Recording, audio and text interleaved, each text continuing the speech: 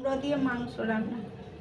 তার জন্য খানিকটা কুমড়ো নিলাম, খানিকটা আলু নিলাম, খানিকটা মাংস নিলাম, একটি পেঁয়াজ আর খানিকটা লঙ্কা।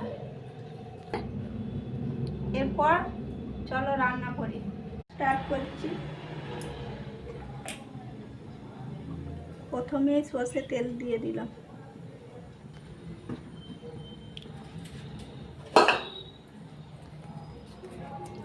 দুটা তেজপাতা দিলাম, এরপর দিয়ে দিলাম পেঁয়াজ। তেলটা গরম হয়ে গেলে দিয়ে দিলাম পেঁয়াজ।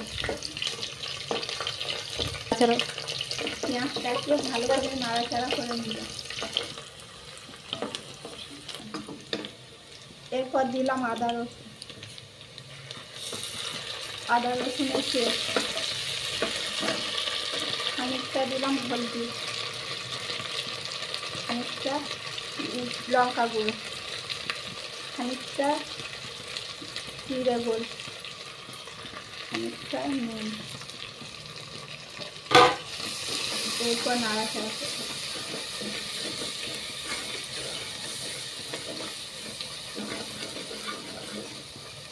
নাড়াচাড়া করার পর মাংসটা দিয়ে দিলাম।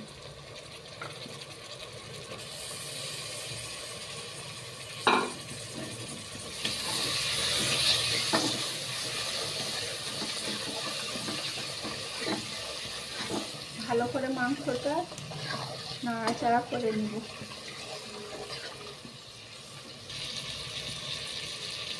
এরপর আলুটা দিয়ে দিলাম,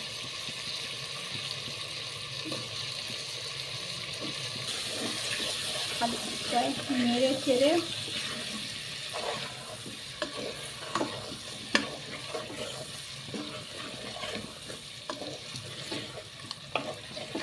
কুমড়োটা দিয়ে দিলাম, কুমড়োটা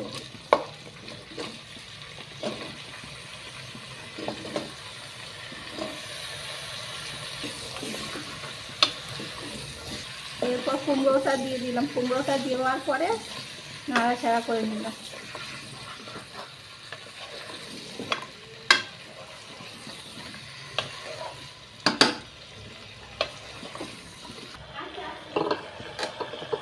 এরপর লঙ্কা দিলাম। এভাবে নেড়ে চেড়ে 3 সিটি দিয়ে নেড়ে নেব। দিয়ে দিলাম।